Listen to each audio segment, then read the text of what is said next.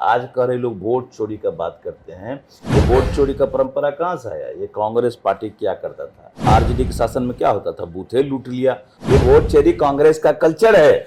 नमस्कार, मैं हूं राधेश्याम कुशवाहा। आज पहुंच चुका हूं सुपौल जिले के छातापुर विधानसभा में और हमारे साथ हैं बिहार सरकार के मंत्री नीरज कुमार बबलू जी और इनसे जानेंगे कि अपने क्षेत्र के विकास के साथ साथ बिहार को विकास करने में इनकी कितनी भूमिका रही है। सबसे पहले प्रभात खबर में स्वागत है सर। नमस्कार, आपका भी स्वागत है छातापुर में।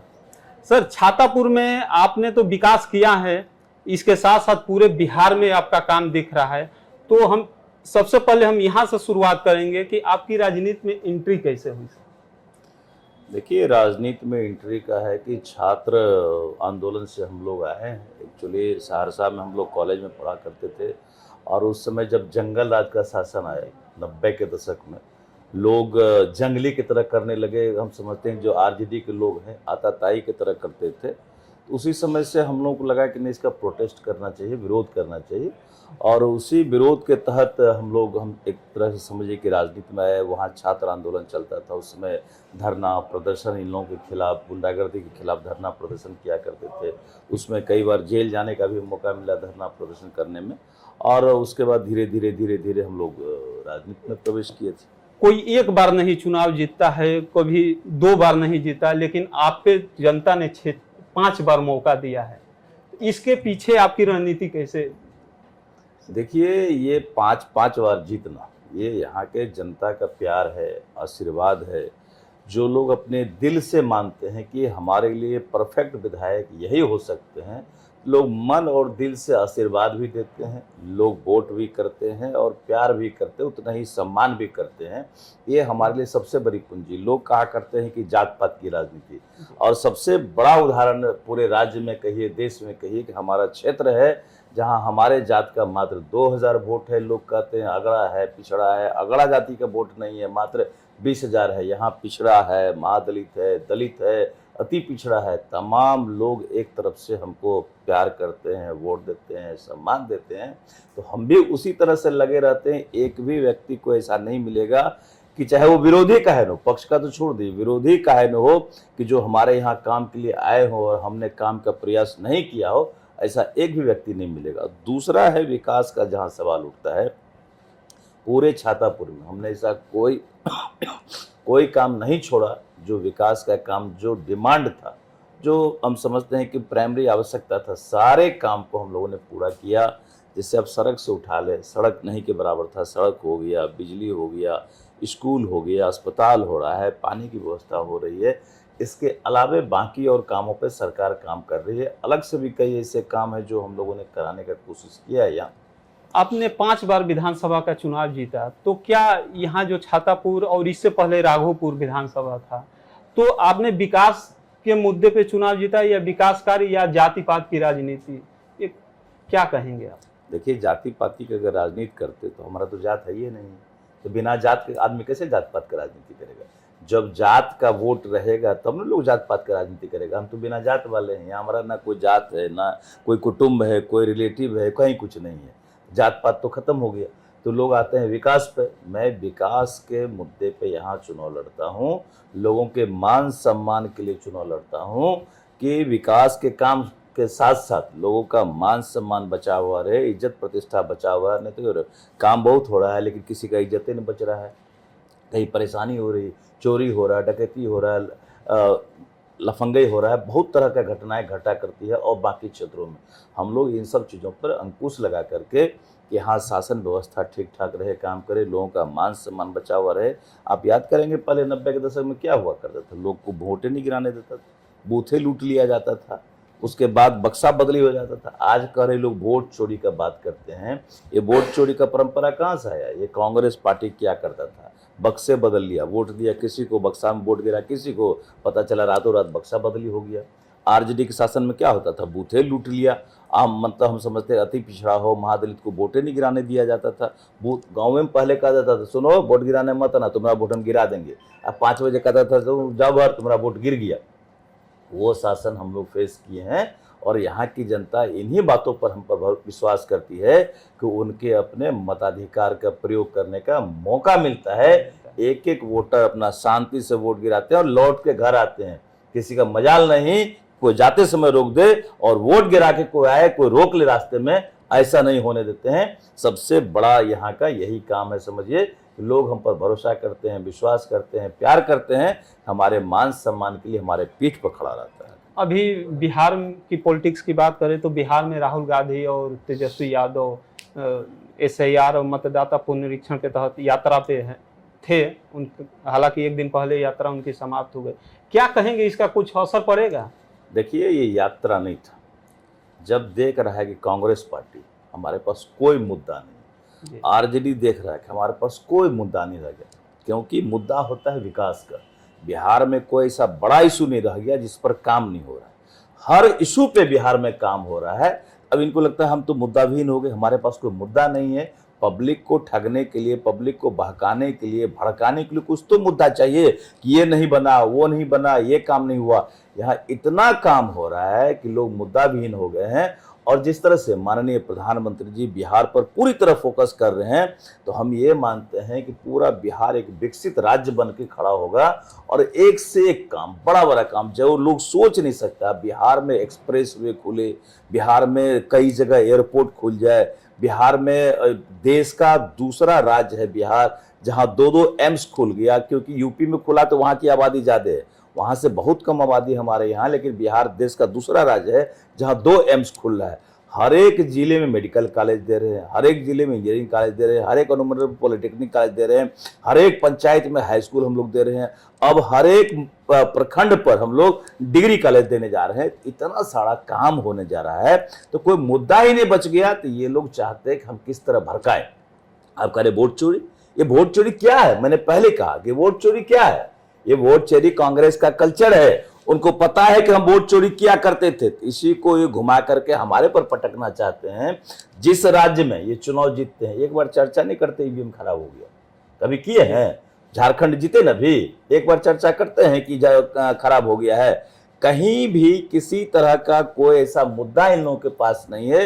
ये सिर्फ और सिर्फ बहकाने और भड़काने का काम करते। कभी कहते आरक्षण खत्म हो जाएगा, पिछले लोकसभा में कह रहे थे कि आरक्षण खत्म हो जाएगा, कह रहे थे कि संविधान बदल जाएगा। कहाँ मोदी जी आके, मोदी आएगा तो ऐसा हो जाएगा। मोदी जी आ गए, कहाँ पर आरक्षण खत्म हो गया, कहाँ पर संविधान बदल गया? हम पूछना चाहते हैं क्या इस यात्रा का बिहार चुनाव पर असर दिखेगा? इस यात्रा का नेगेटिव असर होगा। और इस यात्रा में जो इन्होंने कुकर्म करने का काम किया, दरभंगा के चुनाव में विशेष समुदाय के द्वारा पीठ ठोकर के मंच से प्रधानमंत्री की मां को गाली दिया गया, ये सबसे बड़ा आपत्तिजनक काम ये लोग किए हैं। और अभी तक माफी नहीं मांगे हैं। प्रधानमंत्री किसी दल का नहीं होता, प्रधानमंत्री राष्ट्र का होता है। और राष्ट्र का, प्रधानमंत्री का अपमान राष्ट्र का अपमान होता है। इसलिए इन लोगों को अविलंब देश से माफी मांगनी चाहिए। जो घिनौना हरकत ये लोग किए हैं, ये माफी के लायक नहीं है। अगर माफी नहीं मांगते हैं तो आने वाले समय में जनता इनका एक एक करके हिसाब देगी। आज माननीय प्रधानमंत्री जी कहीं स्पीच दे रहे हैं, उनके दिल का दर्द छलका है, आंसू निकल गया, बोलते बोलते रो पड़े प्रधानमंत्री। जिस माँ से इतना प्यार करते थे और माँ को कभी एहसास नहीं हुआ कि माता उनकी प्रधानमंत्री की माँ है, एक सूती साड़ी में जीवन गुजारने वाली माँ, ऐसे माँ को गाली देने का काम किया। इससे दुखद बात नहीं हो सकता, इससे चिंताजनक बात नहीं हो सकता। काफी अपमानजनक बात हुआ है और इससे बिहार का भी नाम खराब हुआ है। जिस तरह से पहले बिहार का नाम खराब हुआ करता था, ये कांग्रेसी, ये राजद के लोग पुनः बिहार का नाम को खराब करने का काम किए हैं। ये माफी के लायक काम ये लोग नहीं किए। तो क्या कहेंगे, जब आप पे इस बार का विधानसभा चुनाव है 2 महीना से पहले, और जनता ने खुद 5 बार आपको मौका दिया है और कई बार आप मंत्रिमंडल को भी संभाल चुके हैं, अभी भी संभाल रहे हैं। अगर इस बार मौका मिलता है सर, तो क्या है आगे की रणनीति? जो 6ठी बार आप विधायक बनेंगे और फिर बिहार में मंत्री का पद संभालेंगे। देखिए, जिस तरह से जनता यहाँ हमको लगातार मदद कर रही है और जनता मदद कर करके जिस तरह से हमें यहाँ आगे बढ़ाने का काम कर रही है और लगातार 5 बार जिताने का जो मौका दिया है, हम समझते हैं कि आगे हम लोगों का और कई बड़ा प्लानिंग है। मेन है कि विकास के नाम पे हमें लोग यहाँ वोट देते हैं, हमें आशीर्वाद देते हैं। और हमने इस इलाके में बड़ा बड़ा काम कराया है, खास करके यहाँ हमारे यहाँ रजिस्ट्री ऑफिस नहीं था, उसको हमने लाने का काम किया। सेंट्रल स्कूल हमारे यहाँ जिला में नहीं था, आप जानते हैं कि जिला में एक सेंट्रल स्कूल होता है, कई जिलों पर एक अभी है, हर जिलों में भी नहीं है। हमने सेंट्रल स्कूल को सुपौल जिला में करा के अपने क्षेत्र में करा लिया। हमारे यहाँ बीरपुर में सेंट्रल स्कूल खुल गया, यहाँ पर एयरपोर्ट चालू हो रहा है, हमने एयरपोर्ट को चालू कराया। उड़ान योजना के तहत जमीन अधिग्रहण किया जा रहा है, पैसा आ गया, एयरपोर्ट बड़ा होगा, यहाँ एयरपोर्ट पे जहाज उड़ना शुरू होगा। और आगे का हमारा प्लानिंग है कि हम यहाँ पर और कई बड़ा काम करने वाले हैं। यहाँ पर हम पायलट ट्रेनिंग स्कूल होता है, वो पायलट ट्रेनिंग स्कूल यहाँ खोलने वाले हैं। वो अविलंब हम लोग कई कंपनी से कांटेक्ट भी किए हैं। यहाँ पर फ्लाइंग इंस्टीट्यूट खुलेगा, यहाँ बच्चे जहाज उड़ाने के लिए सीखेंगे और पूरे इस इलाके के लिए के बच्चे सीखेंगे तो देश भर दुनिया भर में जाकर के इस इलाके का नाम रोशन करेंगे। और सबसे बड़ा हम लोग काम करेंगे, जब यहाँ फ्लाइंग इंस्टीट्यूट खुलेगा तो यहाँ के बच्चों को ज्यादा से ज्यादा सब्सिडी हो सकता है वो दिलाने का प्रयास करेंगे। ये सब बड़ा काम है। आने वाले समय में हमने रक्षा मंत्री जी से भी बात किया है, यहाँ पर सैनिक स्कूल खुलवाएंगे। अगली सरकार जब बनती है तो हम लोग एक बड़ा सैनिक स्कूल अपने क्षेत्र में यहाँ बीरपुर में खुलवाएंगे। और जो भी काम है, आपने देखा हम अपने डिपार्टमेंट से अभी छातापुर में 320 करोड़ का योजना दिया है। जो ये इलाका पूरा हम समझते हैं कि आयरन से प्रभावित इलाका है, लोग काला पानी कहा करते थे इस इलाके को। पानी पीने से कई तरह का बीमारी होता है और गड़बड़ पानी से, आयरन वाले से, फ्लोराइड वाले से, आर्सेनिक वाले से तरह तरह की बीमारियां होती है। आदमी का उम्र घट जाता है, बाल समय से पहले पक जाता है, दांत टूट जाता है। ऐसे बीमारी से बचने के लिए हमने 320 करोड़ का योजना अपने डिपार्टमेंट से छातापुर को दिया है। वहां पर मल्टी विलेज सिस्टम बनेगा और वहां से जो अभी वाटर क्राइसिस हुआ था, आप देख रहे हैं कि राज्य में कई जगह वाटर क्राइसिस हुआ, वाटर का जो लेयर है वो नीचे भाग गया, चापाकल सूख रहा था।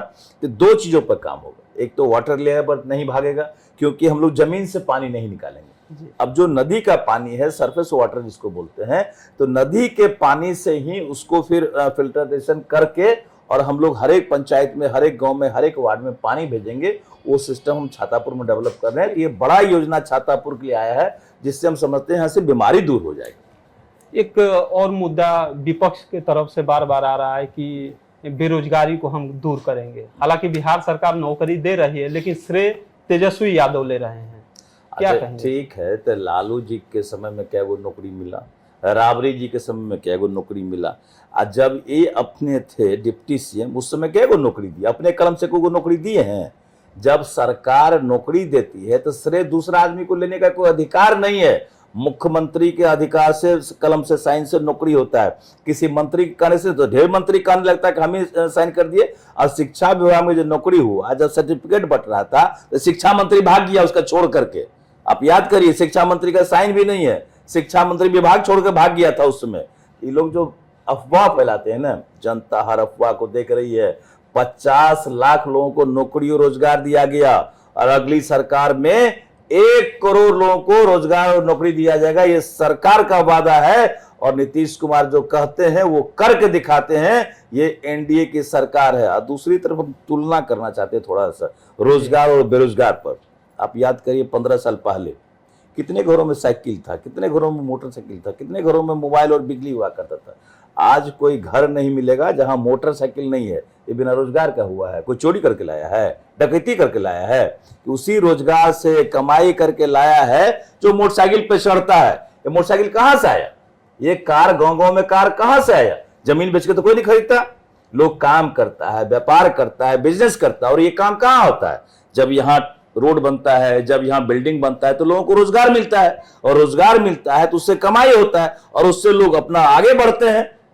ये रोजगार का पैमाना है कि आज हर घर समृद्ध हो रहा है, हर जगह उसको सुविधाएं मिल रही है और लोग कमाई कर रहे हैं, लोग मस्ती में। हम लोग तो खोजते हैं कि बहुत ज्यादा बेरोजगारी यहाँ नहीं है। बाहर जो जा रहे हैं कमाई करने के लिए, जो मिनिमम अपना जो उनका एजुकेशन है, अपने अपने एजुकेशन के हिसाब से उनको यहाँ काम मिल जाता है। बाकी तो पढ़ाई लिखाई करे, आईएएस कंप्लीट करे, आईपीएस करे, क्या दिक्कत? हम लोग तो चाहते हैं कि बिहार का लड़का सबसे ज्यादा अभी भी बाजी मारते हैं देश में, आईएएस आईपीएस में सबसे आगे रहते हैं। तो जो जैसा पढ़ाई करेगा उनके लिए वैसा काम पड़ा हुआ है। काम की कमी बिहार में नहीं। अभी जो एक सियासत भूचाल आ गया है, जब से SIR यात्रा पे राहुल गांधी तेजस्वी गांधी थे, जो प्रधानमंत्री को गाली वाली बात हुई, इस पे क्या कहेंगे सर? देखिए, ये कोई सियासी भूचाल नहीं है। आप जो देख रहे हैं कि लोग उनके साथ में घूम रहे हैं, कभी आप जाके पता कर लेते तो भाग गए लोग छोड़ करके। उनके साथ जो में PM मोदी, उनके साथ में कर्नाटक के लोग, उनके साथ में तमिलनाडु के लोग, उनके साथ में उत्तर प्रदेश के लोग, उनके साथ में बंगाल, पूरा देश भर से 200 गाड़ी लेके चल रहे हैं। 200 गाड़ी का काफिला, यानी कि 400-500 आदमी लेके चल रहे हैं। उनको लग रहा है कि जब दीप बुझता है तो फकफकाहट होता है। वही स्थिति इन लोगों की है कि संघर्ष, जीवन जीने का संघर्ष जी रहे लोग कि खत्म होने वाले हैं, तो किसी तरह पूरा ताकत से माहौल बनाओ और बिहार में चल के माहौल खराब करो कि किसी तरह प्रभाव पड़े, और तरह तरह का अफवाह फैलाने का काम किया। लेकिन बिहारी बेवकूफ नहीं है, मैं साफ तौर पर कहना चाहता हूं। जो टैलेंट बिहार में है वो किसी राज्य में नहीं है। यहाँ के लोग समझते हैं कि हमें क्या करना चाहिए, क्या नहीं करना चाहिए, और यहाँ के लोग अफवाह में जाने वाले नहीं हैं। यहाँ के लोग अच्छे तरीके से हर कुछ को समझते हैं, हर कुछ को जानते हैं। इसलिए लोग जान रहे हैं कि लोग अफवाह फैलाने हैं, और अफवाह फैलाने में गाली दे रहे हैं। भाई, प्रधानमंत्री के माँ को गाली देना, प्रधानमंत्री को गाली देना, ये कितना दुखद बात है, हम आपसे पूछना चाहते हैं। क्या ये शोभनीय बात है कि अशोभनीय बात है? और ये भी होता है ना कि मंच पर से अगर कोई गाली बक दिया, अरे पकड़ो इसको, कह दिया ऐसा, रोको इसको, मारो पीटो इसको, ऐसा किसी ने नहीं किया कि उसको रोकने वाला कोई नहीं था, कोई उसको रोका तक नहीं, और किसी ने माफी नहीं मांगा। प्रधानमंत्री का अपमान क्या है? राष्ट्र का अपमान है। मैं लगातार कह रहा हूं कि प्रधानमंत्री किसी पार्टी का नहीं होता, प्रधानमंत्री हमारे राष्ट्र का होता है। तो प्रधानमंत्री का अपमान मतलब राष्ट्र का अपमान। जो राष्ट्र का अपमान करेंगे आपको लोग छोड़ देगा, आप माफी भी नहीं मांगिएगा। राष्ट्रद्रोह का मुकदमा चलना चाहिए और विलंब ऐसे लोगों को जेल भेजना चाहिए। तो आपने देखा हमारे साथ बिहार सरकार के मंत्री नीरज कुमार बबलू जी थे, इनसे बहुत कुछ बातें हुई, और फिर हम मिलेंगे अगले वीडियो में और चर्चा करेंगे। तब तक के लिए दीजिए इजाजत। धन्यवाद। प्रभातखबर.com, विश्वास वही, रफ्तार नहीं।